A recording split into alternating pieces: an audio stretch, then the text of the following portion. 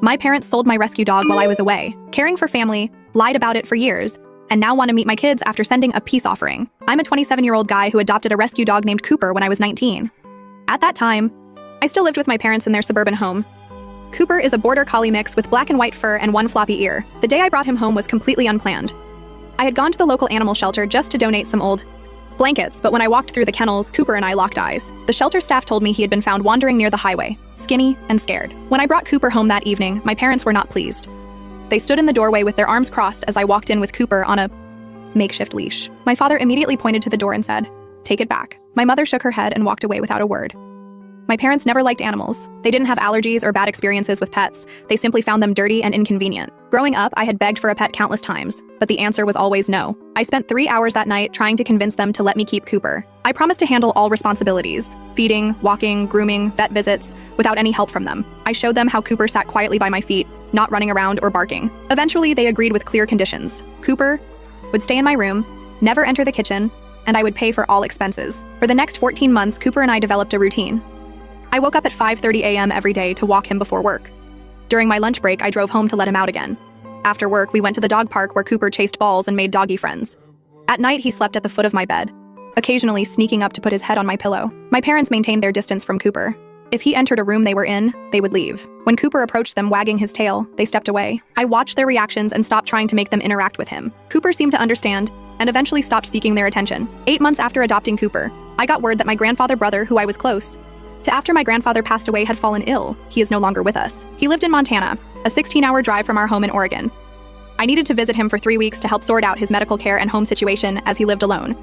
The problem was Cooper. Cooper hated car rides, even short trips to Y. The vet resulted in him trembling and drooling excessively. A 16-hour journey would be traumatic for him. My usual dog sitter had moved to Seattle for a new job. I called 5 different boarding facilities, but they were either fully booked or required vaccination records I couldn't locate in time. After exhausting all options, I approached my parents at dinner and them to watch Cooper while I'm gone. My father didn't look up from his plate. Not happening. My mother added, "We never wanted that dog in the first place." Over the next 4 days, I continued asking them. I offered to pay them $30 per day, pre-prepare all of Cooper's meals, and create a detailed schedule of his routine. I reminded them that I had never asked them for any help with Cooper before. Finally, 2 days before my departure, my mother relented. "Fine, but this is the only time." I created a binder with Cooper's schedule and feeding instructions. I demonstrated how to secure his harness properly and which commands he knew. I arranged the basement with his bed, toys, and familiar blankets, so he would disturb them less. For the first week in Montana, I called home daily to check on Cooper. The calls were short and uninformative. "The dog is fine," my father would say before hanging up. By the second week, I requested video calls so I could see Cooper. My parents complied for 3 days, showing Cooper briefly on screen. He appeared healthy but subdued. The last 5 days of my trip, my parents stopped answering my calls about Cooper. When they did pick up, they changed the subject or said they were too busy to get him on camera. "He's sleeping," or "Your father just took him out," my mother would say. The day I returned home, I opened the front door calling Cooper's name. Usually he would come running, jumping, and spinning in circles at my arrival. The house remained silent. I searched every room, calling his name with increasing volume. Cooper was nowhere to be found. I found my parents in the kitchen. "Where's Cooper?" I asked. My father cleared his throat. "We found him a new home." My mother added, "Taking care of him was too much work. We put an ad online and a nice family from Gresham took him." "You sold my dog?" Without telling me. "We got $200 for him," my father said, as if this would somehow make the situation better. "The family has kids. He'll be happier there." I demanded the contact information for the people who took Cooper, but my parents claimed they didn't have it. According to them, the transaction had been cash only, and they hadn't thought to get the family's phone number or address. I spent the next 4 hours going through my parents' email, browsing history and phone records while they objected to my invasion of privacy. In their deleted emails, I found the correspondence with the family who had purchased Cooper. They lived in Vancouver, Washington, not Gresham as my parents had claimed. The sad part is they left for Vancouver a few days before I arrived home. So if I wanted Cooper back, I had to go to Vancouver. Without another word to my parents, I packed 3 suitcases with my belongings and drove to Vancouver that night. I parked outside the address from the email and slept in my car until morning. At 9 a.m., I approached the house and knocked on the door. A woman in her 30s answered with a toddler on her hip. I introduced myself and explained the situation, that my parents had sold my dog without permission while I was caring for my ill grandfather brother. The woman looked genuinely shocked. "We had no idea," she said, inviting me inside. "Your father told us they were moving to a smaller home that didn't allow pets." Cooper was in their backyard. When he saw me, he ran over, body wiggling with excitement. The family was understanding of the situation. They had only had Cooper for 5 days, and their children hadn't yet bonded deeply with him. I offered to return the $200 plus an additional $100 for their trouble. They accepted, and 30 minutes later, Cooper and I were heading back to Oregon, but not to my parents' house. That day marked the beginning of a difficult period. I had around $1,500 in savings, a car payment of $250 per month, and now needed to find affordable housing that accepted dogs. I stayed at a motel that allowed pets for the first week while searching for apartments. Most places wanted first and last month's rent, plus a security deposit and pet fee. Money I didn't have. High school friend offered his couch temporarily. I stayed there for 3 weeks while continuing to search for housing. During this time, I worked at an automotive parts store making $13 per hour, not enough to afford most apartments in the area. After 6 weeks of couch surfing between 3 different friends' homes, I found a room to rent in a house shared by 4 other people. The room was small, barely fitting a twin bed and dresser, but the landlord allowed Cooper for an extra $75 monthly. I took it immediately. For the next 2 years, I worked at the auto parts store during the day and picked up evening shifts at a warehouse loading trucks. Cooper stayed in my small room during these long work days. I knew it wasn't ideal for an active dog like him, so I woke up at 4:30 a.m. every morning to take him for a run before work. During this time, I had no contact with my parents. They called several times during the first month, but I never answered. Eventually, they stopped trying. I saw my mother once at the grocery store about 8 months after moving out. She was at the end of an aisle as I turned the corner. We made eye contact. She opened her mouth as if to speak, but I turned my cart around and walked in the opposite direction. Things began to change when I applied for a receptionist position at a local manufacturing company. During the interview, the office manager mentioned they needed someone who could stay late occasionally. I explained that I had a dog at home, but could arrange for his care if needed. The office manager lit up and showed me pictures of her 3 dogs. We spent 10 minutes discussing dog breeds and training techniques before returning to the actual interview questions. I got the job, which paid $17 per hour with benefits, significantly better than the auto parts store. 3 months into the position, the office manager's assistant gave notice, and she recommended me for the role. The position came with a substantial pay increase to $22 per hour. The office manager's daughter worked in human resources at the company. She helped process my promotion paperwork and conducted my new position orientation. Her name was Allison, and she had red hair that she kept in a neat ponytail. During orientation, she mentioned that she had seen me walking Cooper near the office. One morning, border collies need lots of exercise, she said knowledgeably. My golden retriever is the same way. 2 weeks later, Allison stopped by my desk to ask about some missing paperwork. Before leaving, she mentioned a dog-friendly hiking trail she had discovered. A month passed before Allison directly asked if I wanted to take our dogs hiking together that weekend. Cooper and her golden retriever, Bailey, got along immediately, running ahead of us on the trail and splashing in a small stream together. Allison and I talked for hours, discovering mutual interests in camping and 80s movies. Our relationship developed gradually over the next year. We took our dogs on weekend adventures, tried new restaurants, and watched countless movies on her couch with the dogs sprawled across our laps. Eventually, I sold most of my furniture and moved into her apartment. It was the first time since leaving my parents' house that I lived somewhere without roommates. Cooper adjusted well to the new living arrangement. He and Bailey became inseparable, sleeping curled together on their shared dog bed. Allison's apartment complex had a small dog park where we took them every evening after work. By the time I turned 25, I had been promoted to logistics coordinator at the company, and Allison had become the HR manager. We decided to buy a house together, a modest 3-bedroom with a large fenced yard for the dogs. Cooper still ran with the energy of a younger dog, chasing squirrels along the fence and digging holes in the corner of the yard. That same year, Allison became pregnant. We converted one of the bedrooms into a nursery. Cooper and Bailey seemed to sense the coming change. They began sleeping outside the nursery door as if standing guard. Our son, Ryan, was born in April. When we brought him home, Cooper approached cautiously, sniffing the blanket and then lying down next to the bassinet. From that day on, Cooper appointed himself Ryan's protector, sleeping under the crib and alerting us with a soft whine when Ryan woke during the night. 6 months after Ryan's birth, I received a Facebook message from my mother. It was the first contact I'd had with either parent in nearly 8 years. "We saw pictures of your son on your cousin Lisa's Facebook. He's beautiful. We would like to meet our grandson if you're willing. We've missed you." I didn't respond for 3 weeks. One evening, after putting Ryan to bed, I showed the message to Allison. She read it carefully before handing back my phone. "What do you want to do?" she asked. I took a day to think about it before responding to my mother's message. I suggested a phone call first before any in-person meeting. She agreed immediately, sending her number. The following Sunday, I made the call from our back deck while watching Cooper and Bailey chase each other around the yard. My mother answered, and my father joined on another extension. The first 20 minutes of the conversation were filled with awkward small talk. They asked about my job, the house, and Allison. I answered their questions with minimal detail. Then my mother asked about Ryan, and I found myself talking more freely about his recent attempt at rolling over and his fascination with ceiling fans. Eventually, the conversation turned to the past. My mother cleared her throat and said, "We want to apologize for what happened with your dog." "Cooper," I said. "His name is Cooper." "Yes, Cooper," she continued. "We were wrong to give him away without telling you. We didn't realize how important he was to you." I remained silent, waiting for more. My father spoke next. "But you have to admit, you put us in a difficult position. You brought that dog home without asking, and then expected us to take care of him while you were gone." "I asked you to watch him for 3 weeks," I replied, "not sell him to strangers." "We weren't equipped to take care of a dog," my mother said defensively. "You should have made better arrangements." The conversation deteriorated from there. My parents alternated between half-hearted apologies and suggestions that I shared the blame for what happened. By the end of the call, it was clear that they saw themselves primarily as victims of my poor planning, rather than acknowledging the magnitude of their actions. Before hanging up, my father said, "So when can we meet Ryan? We could drive up next weekend." "I need to think about it," I replied, ending the call. That night, I told Allison about the conversation. She listened without interrupting as I recounted their excuses and deflections. "They haven't changed," she observed after I finished. "They still don't understand why what they did was wrong." Over the next week, my parents sent multiple messages asking about visiting. Each message contained some version of, "We've apologized. Now let's move forward." Without demonstrating any real understanding of why their actions had been so damaging, I finally responded with a message explaining that I wasn't ready for them to meet Ryan or be part of our lives. I told them that their continued attempts to justify their actions showed me they hadn't really changed. Their response was immediate and angry. My father wrote that I was being childish and holding a grudge over something that happened years ago.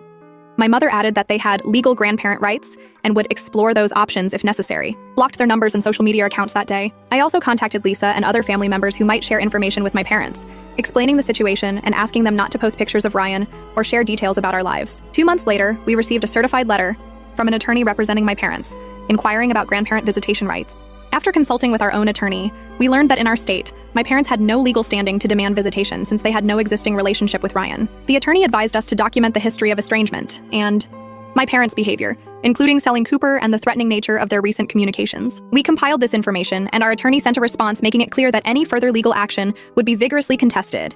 We didn't hear from my parents again for nearly a year. When contact resumed, it came through extended family members who began receiving messages asking them to talk sense into me and explain how hurtful it is to keep a grandchild from his grandparents. These relatives forwarded me screenshots of the messages. In them, my parents presented a revised version of history where they had made one mistake years ago, and I was punishing them unfairly by keeping them from their grandson. Several relatives who hadn't heard my side of the story began reaching out, questioning my decision. I decided to address the situation directly. I wrote a detailed account of what had happened with Cooper, including my parents' recent behavior and their threats of legal action. I sent this to the family members who had been contacted by my parents. The response was overwhelmingly supportive, with many expressing shock at my parents' actions and apologizing for questioning my decisions.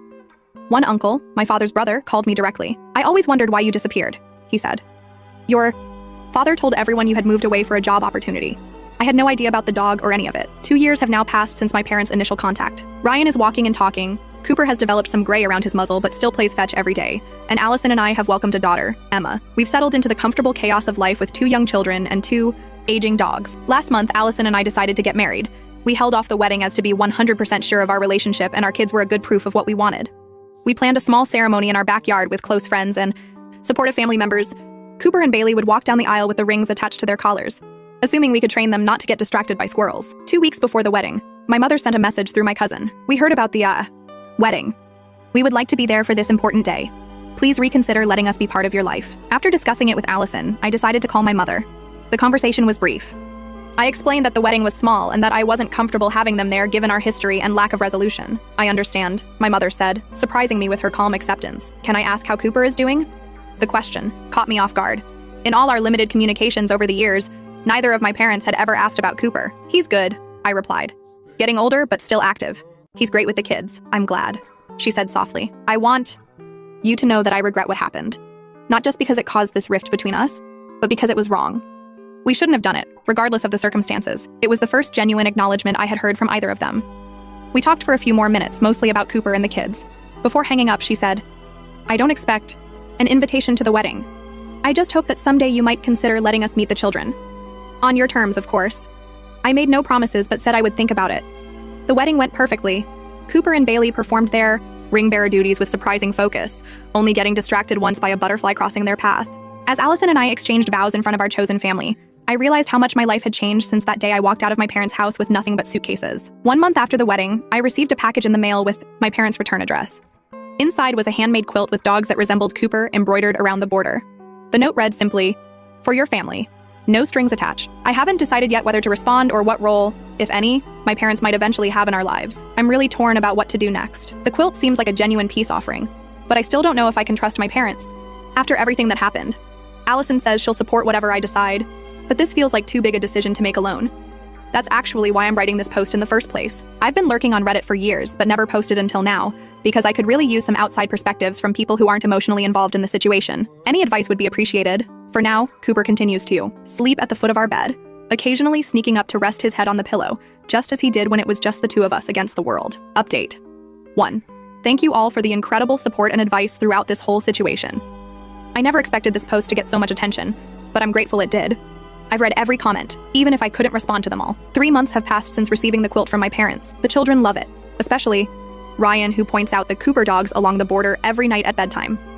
After much consideration, I sent my parents a thank you note with a recent photo of the kids with Cooper and Bailey. I included no invitation or suggestion of future contact, just an acknowledgement of their gift. 2 weeks later, a letter arrived from my father. It was unlike any communication I had received from him before. He wrote about attending therapy for the past year, something I never imagined he would do. According to his letter, his therapist had helped him understand the impact of his actions and his pattern of avoiding responsibility. I realize now that what we did to Cooper was not just about a dog, he wrote. It was a betrayal of trust and a clear message that your feelings didn't matter to us. I can see why you would cut. I realize now that what we did to Cooper was not just about a dog, he wrote. It was a betrayal of trust and a clear message that your feelings didn't matter to us. I can see why you would cut us out of your life after that. I would have done the same. The letter continued with specific apologies for their behavior over the years, including their attempts to shift blame during our phone call and their legal threats regarding Ryan. There was no request to meet the children or attend family events, just an expression of regret and an explanation of how he was working to change. I showed the letter to Allison that evening. She read it carefully before handing it back. It seems different from their previous attempts, she observed. What do you think? I'm not sure, I replied. It feels sincere, but I've been disappointed before. We agreed that any reconnection would need to be gradual and carefully managed. As a first step, I suggested a video call where they could see the children, but not interact directly. Allison supported this approach. The video call took place on an afternoon. My parents appeared, on screen sitting stiffly side by side on their living room couch. My mother had aged considerably, her hair now completely white. My father looked thinner than I remembered. The call lasted 15 minutes. I showed them Ryan playing with building blocks and Emma sleeping in her swing. They asked appropriate questions and made no demands. Before ending the call, my father said, "Thank you for this. It means more than you know." Over the next 2 months, we had 3 more video calls of increasing length. During the third call, Ryan became curious about the people in the computer and waved at the screen. My mother waved back with tears in her eyes. After the 4th call, Allison and I discussed next steps. We decided to meet in person at a park halfway between our homes with a playground for the children. The meeting was scheduled for a Saturday morning in October. We arrived early to secure a picnic table near the playground. Cooper and Bailey came with us, partly because the children insisted, and partly because I wanted my parents to see that Cooper was still an important member of our family. My parents arrived exactly on time, carrying a small cooler but no gifts, respecting my request to keep the meeting simple. My mother spotted Cooper immediately and stopped walking for a moment, her hand covering her mouth. My father placed his hand on her back, guiding her forward. The initial greetings were awkward. My parents stood at a distance until I gestured for them to sit at the picnic table. Ryan watched them curiously from behind Allison's legs while Emma slept in her carrier. Cooper approached my parents cautiously, sniffing the air. My mother slowly extended her hand, allowing him to investigate. To my surprise, Cooper wagged his tail and moved closer, accepting a gentle pat on the head from her. "He looks good," my father commented. "He's around 10 now," I replied, slowing down a bit. The conversation remained surface level for most of the visit. We discussed the children's developmental milestones, the recent weather, and changes to the town where I grew up. My parents made no attempts to hold or interact directly with the children, following our pre-established boundaries. As we prepared to leave, my father asked if we might consider doing this again sometime. I told him I would think about it and let them know. On the drive home, Allison asked what I was thinking. "They've changed," I said after a long pause. "Or they're trying to. I'm just not sure if it's enough." "Enough for what?" she asked. "Enough to risk letting them back into our lives." We decided to proceed with caution, allowing occasional meetings in public places while maintaining clear boundaries. The relationship, if it developed at all, would be fundamentally different from a typical grandparent relationship, more like distant relatives who visit occasionally than integral family members. 2 more park meetings followed over the next 6 weeks. During the 3rd meeting, Ryan approached my father and showed him a toy car. My father responded appropriately, admiring the car without overwhelming Ryan with attention. Cooper continued to accept attention from my parents, though he stayed primarily by my side or with the children. My mother brought dog treats to the 3rd meeting, asking permission before offering one to Cooper. He accepted it gently from her hand, and something in her expression changed as she watched him eat the treat. "I didn't understand before," she said quietly, "about Cooper. I didn't understand that he's family. This whole experience has been a lot to process. I never imagined my parents would acknowledge what Cooper really means to me, let alone start to understand it themselves. I'm still cautious, but something feels different now. I'll post another update if there are any major developments with Cooper's or my parents. For now, we're taking it day by day. Thanks again, Reddit. Your advice and encouragement have genuinely helped me through this complicated situation." Update 2. Hey Reddit, it's been a good while. Sorry I couldn't update you guys before as I wanted to spend more time with my family and wanted some sort of development to happen before I posted an update. But anyways, here's the update. Winter arrived, ending our park meetings. During the Winter months, we maintained contact through weekly video calls. My parents sent Christmas gifts for the children, modest and age-appropriate items that arrived with gift receipts and notes saying we should feel free to exchange them if they weren't suitable. In January, I received an unexpected call from my uncle, my father's brother. He told me that my father had been hospitalized with pneumonia. The condition was serious, but not critical. My uncle thought I should know, but emphasized that my father had explicitly asked him not to contact me. He doesn't want to use his illness to manipulate you into visiting, my uncle explained. Those were his exact words. This information shifted something in my perspective. My father had multiple opportunities to mention his illness during our video calls, but had chosen not to. This restraint represented a fundamental change from the man who had tried to use legal threats to force access to his grandson. After discussing it with Allison, I decided to visit my father in the hospital. I went alone, leaving her with the children and dogs at home. The hospital was an hour's drive from our house. I spent the journey contemplating what this visit meant. My father appeared genuinely surprised when I walked into his room. He was sitting up in bed, an oxygen tube in his nose and an IV in his arm. My mother was in a chair beside him, reading glasses perched on her nose as she completed a crossword puzzle. "What are you doing here?" my father asked, his voice weaker than I remembered. "I heard you were sick," I explained. I didn't want you to be bothered with this," my father replied, shooting an accusatory glance at my mother. She raised her hands defensively. "I didn't call him. Must have been your brother." The visit lasted 30 minutes. We talked about his condition, pneumonia complicated by previously undiagnosed COPD. The doctors expected a full recovery from the pneumonia, but the COPD would require ongoing management. As I prepared to leave, my father called me back. "Thank you for coming. It means a lot. But please don't feel obligated to visit again or change any of our arrangements because of this. I'm going to be fine." I nodded and left, driving home with mixed emotions. My father's illness didn't erase the past, but his response to it, specifically, his effort to avoid using it to manipulate me, demonstrated growth. Over the next 3 weeks, I visited my father twice more before his discharge from the hospital. During the third visit, he asked if I would be willing to bring the children to see them once he had recovered fully. "Not at your house," he clarified. "Quickly, somewhere public like we were doing before, if you're comfortable with it." I agreed to consider it once he was feeling better. 2 weeks after his discharge, we resumed our video calls. My father appeared in good spirits despite his obvious weight loss. During one call, he mentioned that he had been thinking about Cooper during his hospital stay. "I had a lot of time to think in there," he explained. "I kept coming back to that day when we sold him. I've been trying to understand why we did it." He paused, gathering his thoughts. "The truth is, I was angry that you brought him home without asking. I felt disrespected. And instead of addressing that directly, I found a way to punish you that I could justify as practical. It was spiteful and cruel, and I'm sorry." This was the most direct and specific acknowledgement he had offered about his motivations. There was no attempt to share blame or minimize the impact of his actions. By April, my father had regained much of his strength, and we resumed our park meetings. The children, now more familiar with my parents, interacted with them more freely. Ryan asked my father to push him on the swing, and Emma babbled happily on my mother's lap for short periods. Cooper remained an important presence at these gatherings. Though slowing down with age, he still enjoyed the park outings and accepted affection from my parents. My mother often brought special treats for both Cooper and Bailey, always asking permission first. As summer approached, we established a more regular schedule of bi-weekly park meetings. The children grew increasingly comfortable with my parents, though they still referred to them by their first names rather than traditional grandparent titles. In June, Cooper began showing signs of age-related health issues. He developed arthritis in his back legs and began having occasional accidents in the house. The vet prescribed medication that helped with the symptoms, but warned us that at 10 years old, Cooper was entering the final phase of his life. During Kyo, our next park meeting, I shared this information with my parents. My mother listened with genuine concern, asking thoughtful questions about his care and comfort. Before leaving, she handed me an envelope. "This is for Cooper's medical expenses," she said. "I know you can handle it yourself, but we'd like to contribute." Inside was $500 in cash. My initial reaction was to refuse it, but something in her expression stopped me. This wasn't an attempt to buy forgiveness or access. It was an acknowledgement of Cooper's importance and an effort to support his care in one of the few ways they could. I accepted the money with a nod. "Thank you, his medication is expensive." As we walked to our separate cars, my father hung back slightly. "We underestimated what Cooper meant to you," he said quietly. "And we underestimated what we were throwing away when we let you walk out of our lives. I wish we could go back and make different choices." "So do I replied. "But we can't." He nodded in acceptance. "No, we can't. But maybe we can do better. Moving forward. I'll update if anything significant changes with my parents or Cooper's condition." Reddit, you've been amazing through this whole journey. Update 3, I am broken right now, Reddit.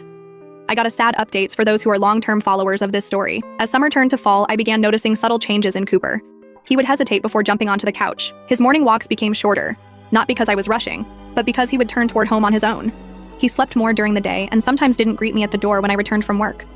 Initially, I attributed these changes to normal aging. Cooper was 10 now, quite old for his breed. I mentioned my observations to the vet during his regular checkup in July, and she recommended joint supplements and a mild pain reliever for what she diagnosed as early arthritis. The medication helped for a few weeks. Cooper seemed more comfortable, even playful at times, especially when Bailey nudged him with a toy. But by mid-August, the improvements plateaued. Cooper began sleeping separately from Bailey, choosing spots on the cool tile floor rather than his usual bed. When he thought no one was watching, he would struggle to stand after lying down for long periods. A follow-up visit to the vet revealed concerning developments. Cooper's arthritis had progressed more rapidly than expected, and he had developed a persistent cough that the vet attributed to an enlarged heart. Blood tests showed declining kidney function. Not immediately life-threatening, but another sign of his advancing age. By September, Cooper's health declined more obviously. The arthritis medication became less effective, and his cough grew more frequent. He was now struggling to climb the stairs or jump onto the couch, activities that had once been effortless for him. Sadly, my lifelong friend passed away peacefully last week. He was around 10 old. After several difficult days where he stopped eating and could barely stand, we made the hardest decision pet owners face. The vet came to our house for the euthanasia, explaining each step of the process gently. Cooper fell asleep for the last time in his favorite spot in the backyard, with his head on my lap. The vet first gave him a sedative to help him relax, then the final injection that stopped his heart. It was quick and peaceful. The vet assured us he felt no pain. Bailey hasn't left his dog bed since. Thanks for reading, Reddit. Sorry for any typos. I've had to stop writing several times because I couldn't see the screen through tears. It's 11 a.m. and I still haven't slept. I keep thinking I hear his collar jingling in the hallway. This morning I automatically reached down to fill his water bowl before remembering